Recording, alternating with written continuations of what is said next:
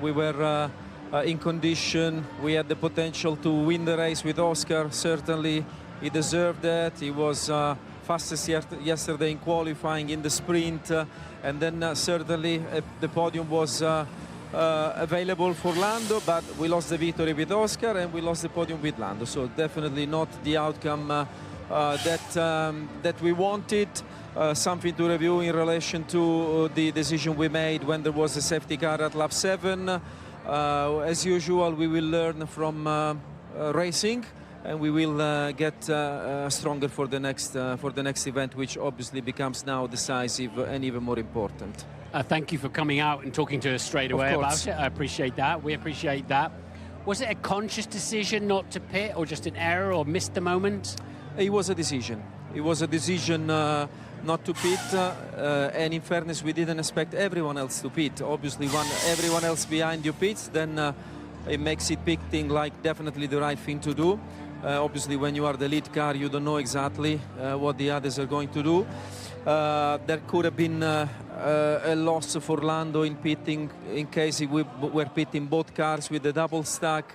But effectively, the main reason was related to not expecting everyone else to pit. So it was a decision, but as a matter of fact, it wasn't the correct decision. And then once the race got underway and you had made or committed to that decision, we heard, I think it was Will Joseph, talking about everyone else losing their flexibility. What was the flexibility that you had that could have changed your race and you were hoping for, other than the safety car? Well, the flexibility was relating to any other safety car, which would have put us in a very strong position.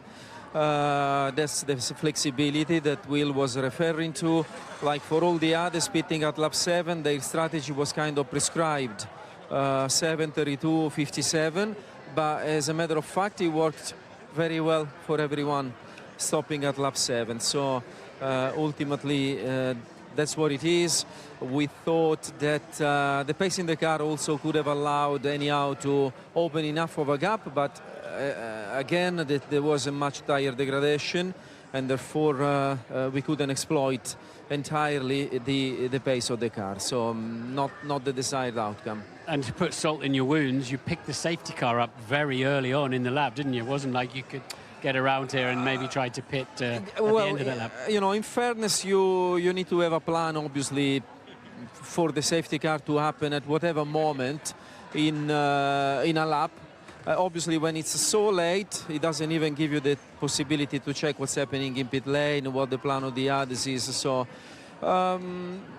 honestly, not an excuse. Whatever happens in the lap, you need to be ready to make the right decision. Adrian, the problem here, though, is this Oscar Piastri was speechless, left speechless after that one. And ironically, the fact that he finished second and Lando finished in fourth, it's actually disadvantaged Oscar going into the final race in Abu Dhabi. What do you do now? Papaya rules, you know, you've got Max is now 12 points behind, Oscar's 16 points behind. Yep. Lando needs to finish on the podium. Do you now have to change away from this? Do you First of all, we understand Oscar being extremely disappointed because, like I said at the start, he has done everything right. He's been fast, he's been solid, he's been consistent. Likewise, Lando, so the drivers deserved to capitalize on their great performance. In terms of adapting the way we go racing, we just want to always keep the options open for both drivers. They both in condition to win the championship. There's been often in the history of Formula One a situation in which it was the third in the classification to actually win the championship. I remember 2007 with Kimi. I think it was the same in 2010.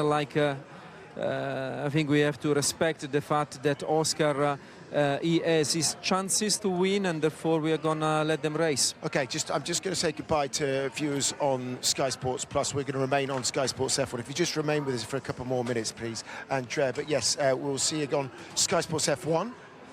I just can continue with that one though, but you're now in a position where Red Bull are massively breathing down your legs. I'm just really interested into how this debrief is going to go and how you work this one out between your drivers and what you do, how you plan for next week's eventualities. It must be very difficult to do. Well, you know, like first of all, like always, it's a matter of review and preparation. So we need to prepare very diligently, very professionally, following our consolidated way of preparing race events.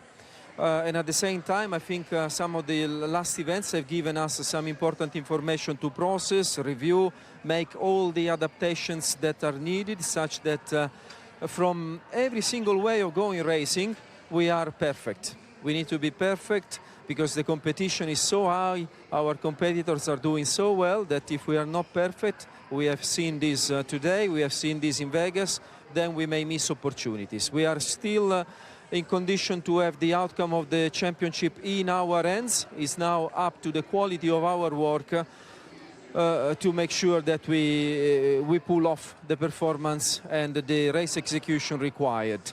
I think the team has already demonstrated that it's a very united team. Great conversations always happening even after difficult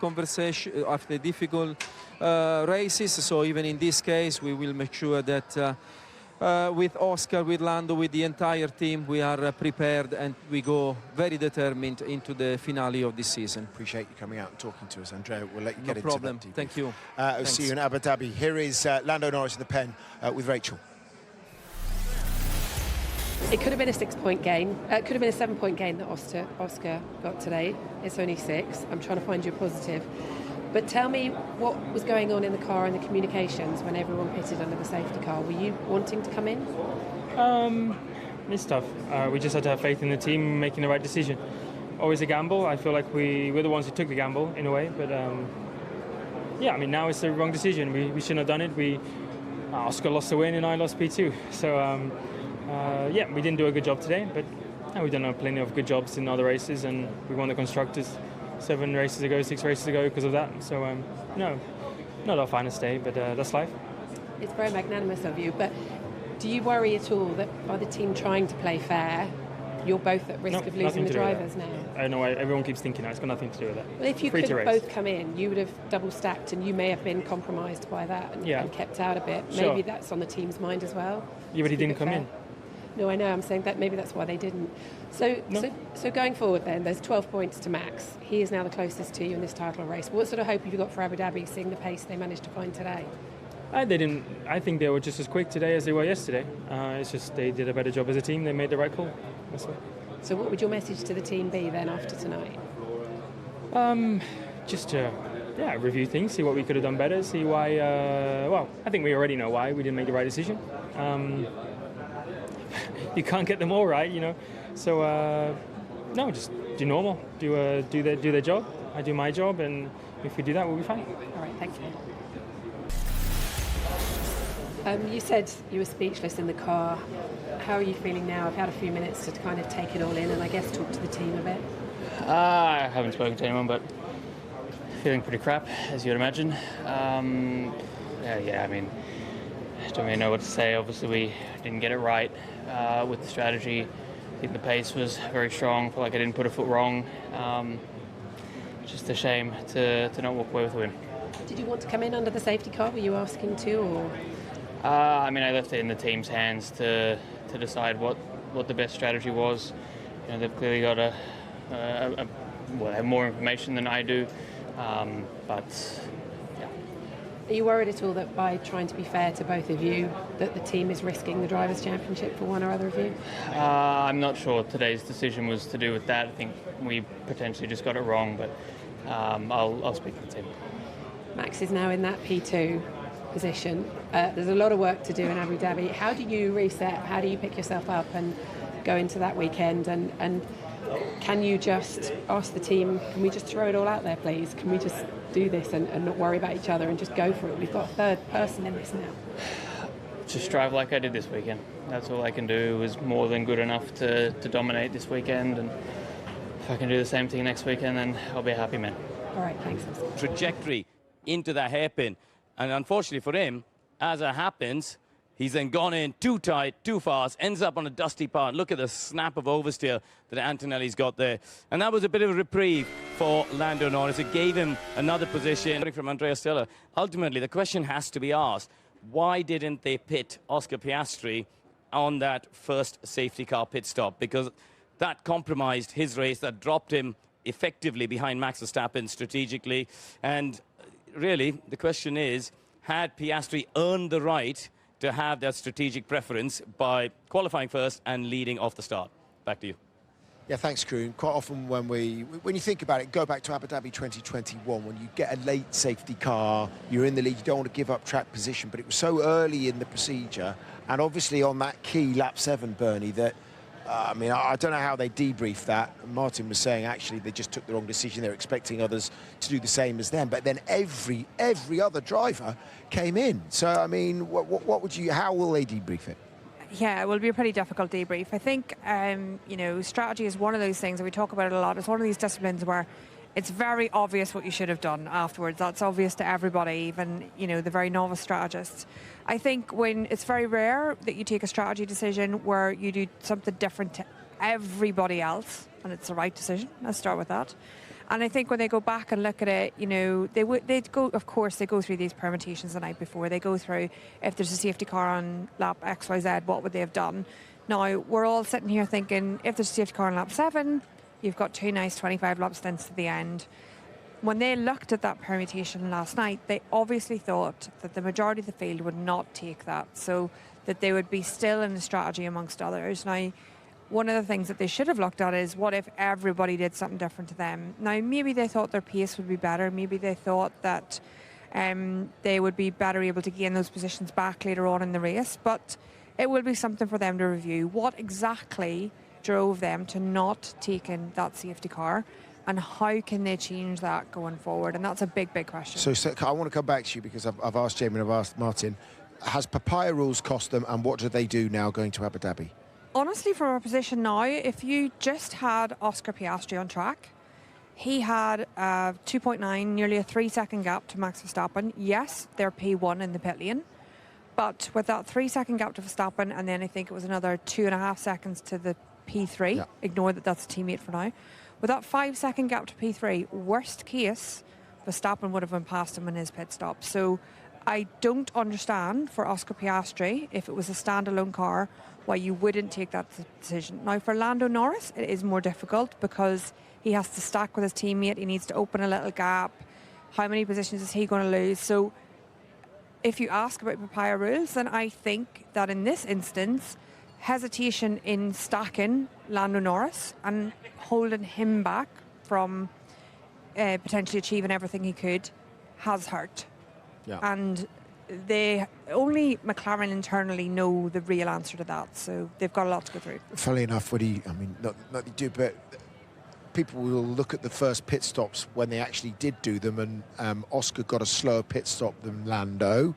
Everyone starts to think, oh, what's going on here? But then it was the other way round, and it was 1.8 for Oscar in the second one. So look. Yeah, it's just their way of going racing, and you know whether you believe it or not. Right now, it might feel like it's the wrong way to go racing to them. Right now, for sure. Definitely, I think from Bernie's sort of opinion as well. I think there's been a mistake, and whether you partition the mistake to Papaya rules or you partition it to a mistake, I think that's everyone's judgment. But I think the only thing that makes me sort of lean away from the Papaya rules a little bit is Oscar wasn't so sure, and I think they have so many briefings overnight. They know all the permutations. They would have discussed what happens if there's a safety car on lap 5, 6, 7. They would have gone through all of it, and they would have potentially discussed, okay, I'm leading, I'm going to stay out. They would have gone through all of that.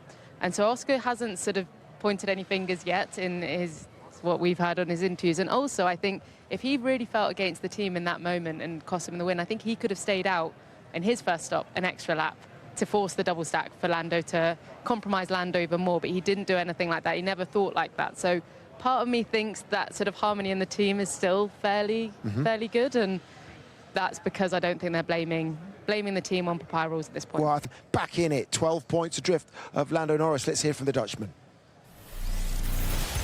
Hi, Max. Huge congratulations. How much of a surprise is that win right now? I didn't expect to win today, that's for sure. I think also looking at pure pace, we were not on the same level as McLaren, but we made the right call, as most of the grid, in boxing under the safety car, and that almost gives you a free pit stop, kind of. Yeah, that made the race for me. Of course, I knew after that pit stop it was going to be 2 long stints on the tyre, in terms of tyre wear, but we managed that, I think, very well. And yeah, they didn't really, catch up too much. It was all under control, let's say like that. But yeah, for sure that goal with the pit stop made me win the race today. I was interested in the comment you made earlier in the week when you said you're only in this fight because of other people's failures. Do you think today was an example of that? Another one, yeah. So do you think they're at risk of losing the championship by trying to play too fair? They could have got one of them in or well, I don't think it was about playing too fair today. It was just missing the whole pit stop opportunity. So we'll see. I mean, on pure pace, they're faster. But as it showed today again, anything is possible. 2010, Seb came from 15 points back in Abu Dhabi to win. You must be licking your lips at the prospect of next weekend. I mean, those are great stories. Of course, it doesn't always go like that, but we go in there with a positive mindset and we'll try everything we can. Well done today. James Vowles. Well, another smooth operation, but nervous at the end. What was this with the understeer when he came on and said, oh no, I have understeer? What was that about? So we lost about 8 degrees of tyre temperature on the front right and a little bit of downforce all in one go, which suggests a small component failed. But basically the right-hand corners he was suffering in, he did brilliantly with it. He sort of calmly brought the car to the end of the race. So perhaps wasn't as calm as him, but good job.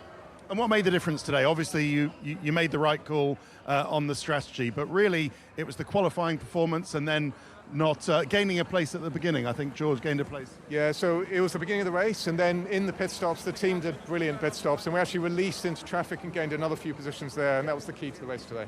And what bigger picture, James? I mean, this makes securing P5 a little bit more comfortable. I'm not sure if you've actually secured it today with that. Yeah, it's mathematically finished now, so that's amazing. Okay, so even more celebrations then. What does that mean to you and rebuilding Williams Grand Prix into a top team? I mean, this surpasses our expectations, really, and I hope it shows the world the direction that we're on and the belief that we have in where we're going as well as a result of things. We're still here to win championships. We're a long way away from that, a long way away. Yeah. But at least now the work we're doing is starting to pay off. Wow, okay. So to everyone watching at Grove, everyone at home, that is from 9th to 5th in the Constructors. Hats off from us. Thank you so much, everyone. Thank you. Appreciate it.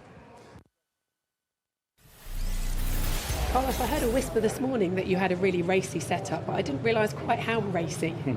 I don't know who told you that, but I can only say that, yeah, we did some good setup changes from the sprint to the main race that we thought the car felt better in quali, but for no one expected to suddenly for the race to switch on the pace the way it did, because in the sprint we struggled a bit with fuel saving, with damage in the car, with a lot of front tire graining. But with those few setup changes that we did today in the race, right from the first lap, I was really comfortable with the car. Did a really good start, really good strategy, really good pit stops. And halfway through that race, I realized, yeah, podium might be on, and we need to maximize this and go for it. And that's what we did. And like a few times this year, when the opportunity presented itself, we grabbed it, and it makes me very proud of everyone. What did you think when the McLarens didn't pit? I didn't obviously understand it at the time, and I welcome it, because I was like, this is my chance now. Did you, towards the end of the race, we saw you do it in Singapore, where you backed up a little bit to try and make sure that Antonelli had DRS to keep Norris behind both of you. Was that going on in that race at all? No, not today. There are 10 laps to go. I decided to push flat out because we were saving a lot of the tires to try to keep Antonelli at bay at the end of the race. And then once they told me Lando was going to pass Antonelli, I was like, we need to open the gap to Lando as much as possible, see if they get into a fight. And then 5 laps to go, something broke in my car in the front end. Something, I don't know if a piece of front wing fell off or something on the tire, but I lost massive front end grip in the high speed and medium speed. So turning right, actually in the straights, the steering wheel was like this, and turning right, the car wouldn't turn, and turning left, it was fine. And Lando caught up on me in the last 2 laps quite a bit, and we lost half a second of race pace. But to be honest, today it was controlled, but at the same time pushing, because I was around cars that were much quicker than me today. Well done, Thank you. Not sure what happened to Antonelli, Max. Looks like he just pulled over and let Norris through. Bit of a conspiracy theory there from GP. Obviously, engine providers are Mercedes for McLaren, but look, a nice little handshake between the pair there, a little bit of, I should imagine, a right interaction. Here is the Italian. Hi, Kimi. So it must be so annoying and frustrating. You had such a great start and you were running a really solid race, but for that spin or that slightly going wide at the end. Tell us what happened. Yeah, it was pretty frustrating to end up with a P5, considering the podium was so close, and very, very difficult. Was a shame with the pit stop, having to hold, obviously, to avoid any unsafe releases, and was a shame because that changed completely the race. And in stint 2, I lost a lot of time behind Carlos. Just it was really hard with the dirty air, and the tire were overheating quite a lot. And at the end, obviously with the hard, I was pushing quite a lot to get close to him. And eventually, I was in DRS, but then, or I was just very close to DRS. But then into turn 9, I went in a bit quicker, and just at a massive moment, was a bit unexpected, but just lost the rear and went off track. So just need to look why the mistake arrived, or what I did different. Of course, I went a bit quicker, but was not massively different. And just lost the rear, and it was a shame to lose the place because would have been 2 more points. But now we work hard and we focus on to Abu Dhabi. Must be really satisfying though to be having this kind of second half of the season that you are having, because you've really picked up. Yeah, no, definitely. It's I think I'm much stronger. The second half of the season has been definitely another story compared to the European, and we're fighting more and more often at the front, which is very exciting. And of course, there's still quite a lot of work to do, but I think I feel much more mature and much more with quite a bit more experience, and want to finish the year on high and then start focusing on to 2026. Thanks very much. Thank you. I've quite enjoyed GP's conspiratorial comments there, but he's one of the driest people in the paddock. So maybe he thinks there's a grain of truth in it, but it actually looked like an error, and he was saying it was the dirty air, and that's why he went through. However, as I said, those are 2 crucial points that he's helped Lando Norris, or let Lando Norris have. Hi, George. Hello. How are you feeling right now? I mean, the start really cost you, and then just a lack of grip in the first stint? It was just impossible to overtake. I was stuck behind Fernando and Hadjar the whole race.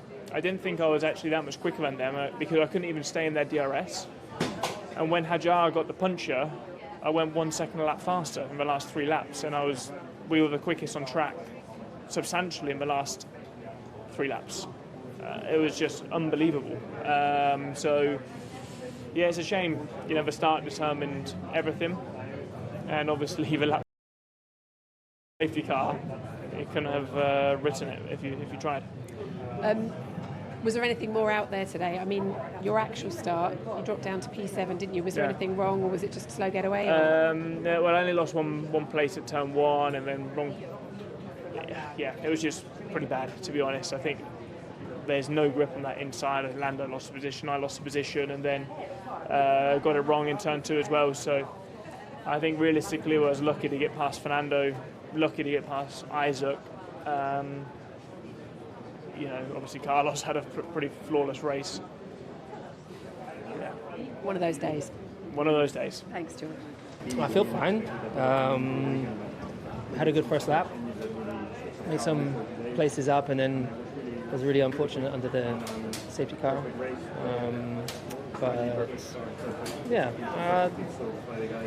I enjoyed it too as much as I could.